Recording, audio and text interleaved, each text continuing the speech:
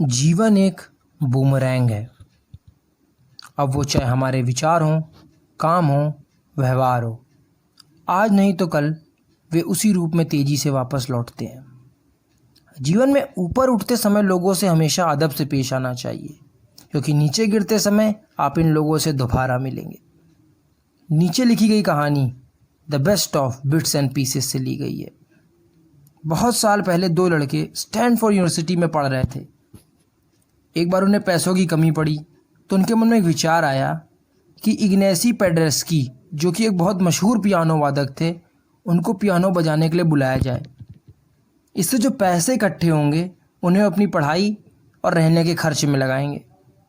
उस महान पियानो वादक के मैनेजर ने $2000 की गारंटी मांगी।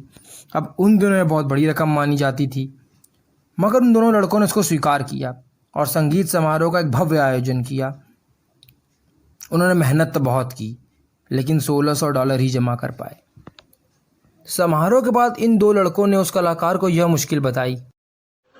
उन्होंने उसे $1600 की सारी रकम दे दी और $400 का एक कारनामा भी साइन किया और ये कहा कि बाकी की रकम वे कमाकर जितनी जल्दी हो सके उनके पास भेज देंगे।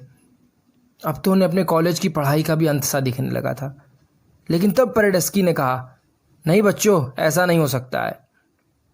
उन्होंने तब वो करारनामा फाड़ दिया और सारा पैसा भी लौटा दिया और उन्होंने कहा, इस $1600 में से अपने सारे खर्चे के पैसे निकाल लो और बची रकम में से 10% अपने मेहनताने के रूप में ले लो। बाकी बची रकम हुई तो मैं ले लूँगा। फिर क्या, साल गुजरते गए, पहला विश्व युद्ध हुआ और समाप्त हो गया। पेड्रेस्की पोलैंड के प्रधानमंत्री थे और अपने देश के हज़ारों भूखे लोगों के लिए खाना जुटाने के लिए बहुत संघर्ष कर रहे थे। एक आदमी जो उनकी मदद कर सकते थे, वे थे US food fund and relief bureau के अधिकारी हर्बर्ट हूवर।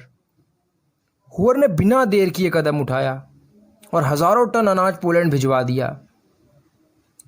पेड्रेस्की भूखे लोगों की समस्या समाप्त होने पर हर्बर्ट हूवर को इस सहायता के लिए धन्यवाद देने के लिए पेरिस पहुंचे। धन्यवाद की कोई ज़रूरत नहीं है मिस्टर पेड्रेस्की, हूवर का जवाब था।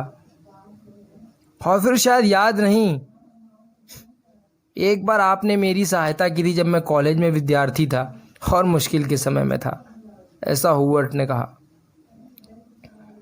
जिंदगी की सबसे खूबसूरत नेमत यह होती है कि जब भी किसी का भला किया जाए तो अपना भला कुदरती रूप से अपने आप ही हो जाता है। अच्छाई वापसी का रास्ता ढूंढ ही लेती है। यही प्रकृति का भी नियम है।